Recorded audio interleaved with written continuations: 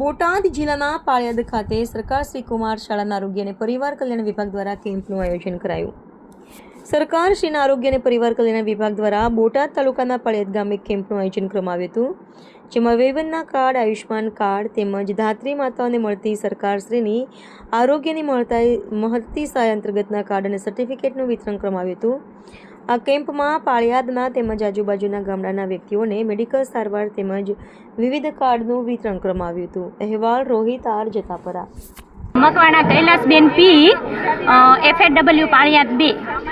બોલવાનું આગળ. આપણે જે કાર્યક્રમ રાખવો તેના વિશે શું કહેશો? આજ રોજ પાળિયાદમાં જન કલ્યાણ શિબિર અંતર્ગત અમારા આરોગ્ય અને પરિવાર કલ્યાણ વિભાગ દ્વારા વિવિધ લાભાર્થીઓને સેવાળાના લોકો સુધી જે આરોગ્યની સહાય મળે છે એના માટેનો આ કાર્યક્રમ છે, જેમાં અમારા આરોગ્યમાં 70+ વયવંદના કાર્ડ, જે વૃદ્ધો માટેનું સહાયનું કાર્ડ છે હોસ્પિટલમાં ચાલતું. બીજું આયુષ્યમાન કાર્ડ, જે લોકોને મોટા ઓપરેશનમાં એમાં જે સહાય મળે છે એ કાર્ડ માટેની સહાય છે. બીજું કે જે સગર્ભા ધાત્રી માતાઓ માટે જે નમોશ્રી યોજના આપવામાં આવે છે, જેમાં સગર્ભા અને ધાત્રી માતાને સહાય 12,000 રૂપિયા મળે છે ખાતામાં. અને એક આભા એટલે કે લાભાર્થીનું એક ડિજિટલ કાર્ડ બનાવવામાં આવે છે, જેમાં એમની હોસ્પિટલની લગત કોઈ દવાઓ ચાલુ હોય કે એમની ફાઇલ, એમના રિપોર્ટ તમામ એ લોકોને આપવામાં આવે છે.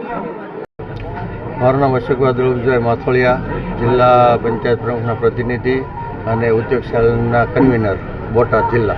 આ જે કાર્યક્રમ રાખવામાં આવ્યો તેના વિશે શું કહેશો? આ જે કાર્યક્રમ રાખવા માન્ય શ્રી નરેન્દ્રભાઈ મોદીના 12 વર્ષ પૂર્ણ થયા છે, તો જન કલ્યાણની શિબિરો જે દરેક તાલુકા દીઠ, જિલ્લા પંચાયત સીટના દીઠ જે કરવામાં આવી છે, તો લોકોના છેવાડાના ગામ સુધી જે કંઈ સરકારની યોજનાઓ છે, કે જેમ કે આરોગ્યની હોય, શિક્ષણની હોય, કે સોલારની હોય, કે ખેતીને લગતી હોય, આ તમામ પ્રકારની જે નાનામાં નાના માણસ સુધી અને છેવાડાના આદમી સુધી પહોંચે એના માટેની જે આ શિબિરીઓ માન્ય શ્રી પ્રધાન મોદી સાહેબના જે દૂરદર્શી અને એમની જે વિચાર શક્તિ છે અને લોકો સુધી પહોંચાડવા માટેના જે પ્રયત્નો છે એને અનુલક્ષીને આ શિબિર યોજવામાં આવી છે. નમસ્તે મિત્રો, હું છું ચાંદની પરમાર.